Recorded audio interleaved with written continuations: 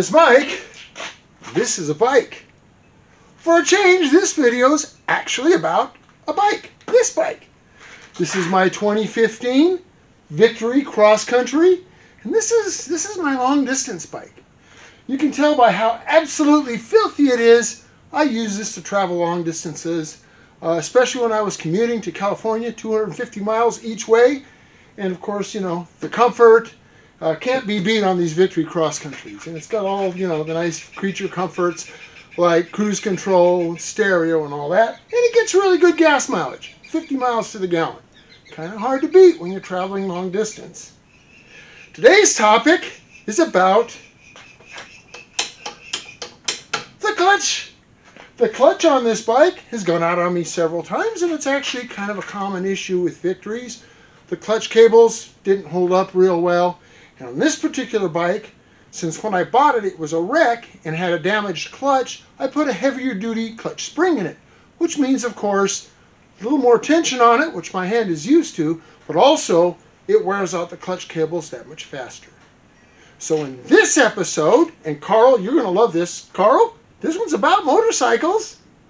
Yeah, for those of you that don't know, Carl's a guy who subscribed because he thought my channel was strictly about bikes, and then unsubscribed when I started doing cars, and then resubscribed when he saw me doing motorcycles again. So since this one's about motorcycles, I can look forward to seeing that number go up one more. Anyway, I digress, which is what I usually do. In this episode, we're going to convert this bike into a hydraulic clutch, which is something I've never done before. Some of the Victory Visions came with a hydraulic clutch, but that was the only model that Victory made that had a hydraulic clutch. So what am I going to do? Well, of course, I'm going to use the wrong parts. Not parts from a Victory Vision. Well, one of them is.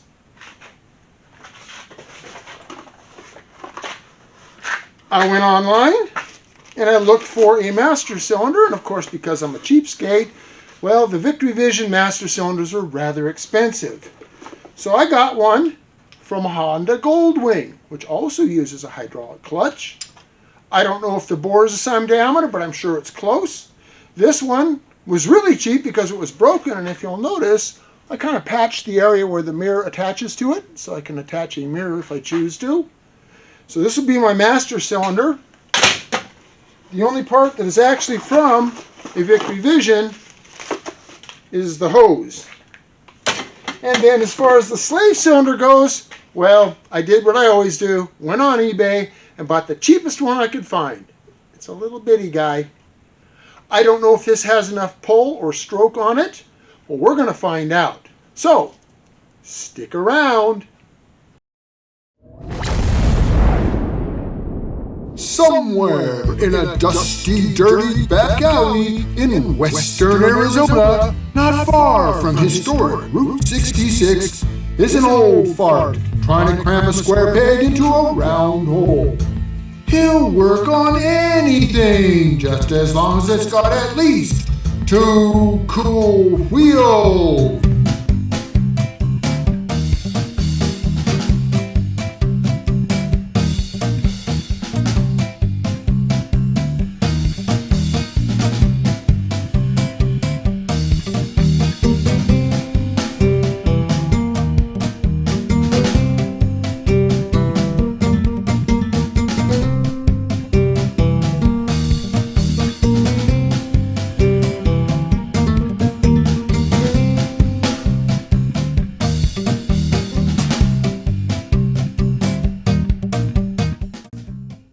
So, when the cable broke this time, I was like 50 miles from the closest town, no cell reception, and 200 some odd miles away from home.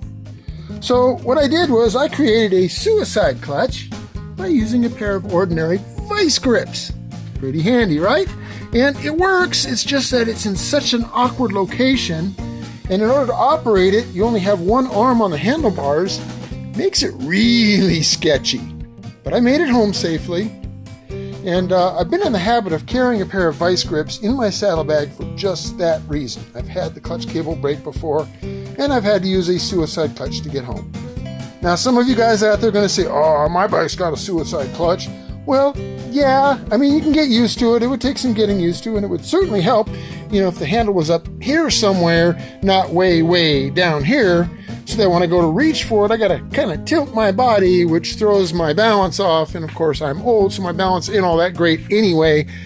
And fortunately, I did not drop the bike.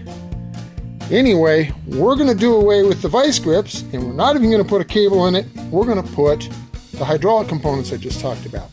Now, what I'm going to do is I'm going to rig up all the hydraulic components and bleed the system without routing the hose. The hose would have to route under the fairing and under the tank to get over here. And because I don't want to go through all that hassle only to find out it doesn't work, I'm going to rig it all up first just by running it outside all those components. Make sure it has enough throw to release the clutch. And if it does, I'm going to do it all over again, only this time with the tank and the seat and all that stuff out of the way so I can route the hose properly. So please ignore the oily mess back here. Yeah, she's got a little oil leak from either the cylinder head or the base gasket. Not sure. Don't feel like taking the engine apart. It's not a real bad leak. It just looks nasty. Anyway, right here is where my cable casing attaches. We're going to disconnect the cable casing and pull it out of the way. And then we're going to install the slave cylinder. And these two nuts here will attach in the same location as that cable casing. I've already attached the little bits and pieces that come with the kit to get what I think is the correct length so that this Heim joint, no, it's not a Heim joint. What do you call that? Clevis joint pin. Anyway, that should connect here, and then I'll put a pin through it. But before I do that, I'm going to attach the hose because it'll probably be easier to feed it through with the hose already on it than to try to attach the hose when this is buried back in this little corner here. And then we'll do something similar at the other end. We'll remove the existing perch and attach that Honda cylinder, and that will also confirm that I have enough room for my existing hand controls and all that sort of thing. So that's the plan. Not sure how you would bleed this thing. I guess one would just simply crack this bolt to bleed it. I don't know. We'll figure it out.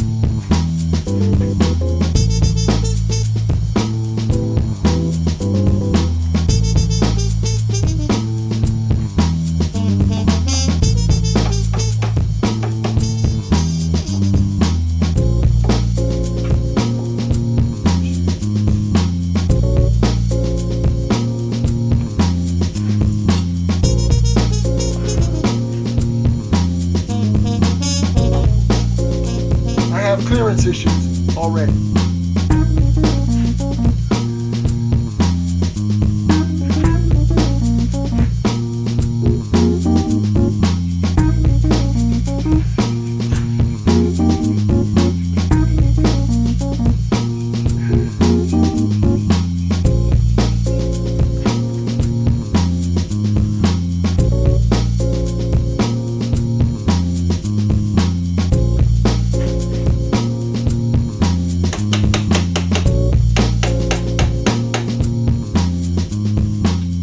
So here's where I wouldn't move easily. There's an alignment hole right here.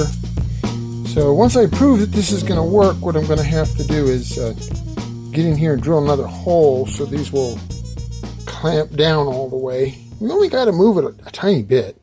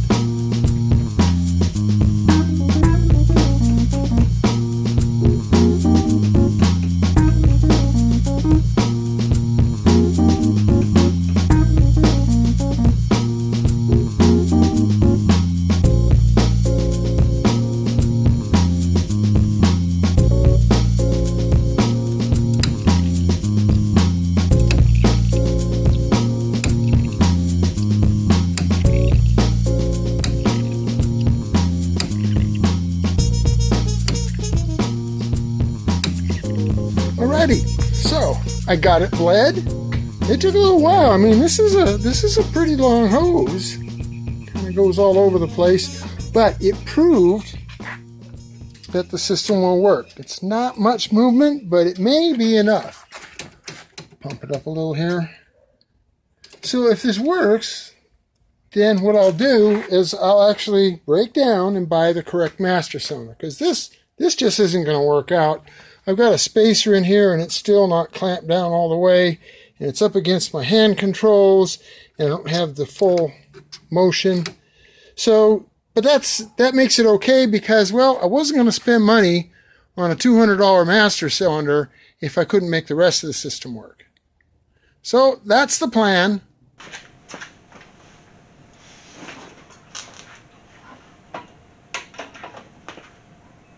So here's the real test.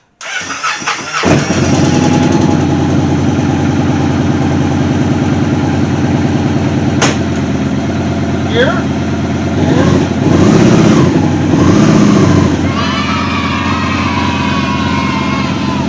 And with the push and press, I can even pull it back. So that's good.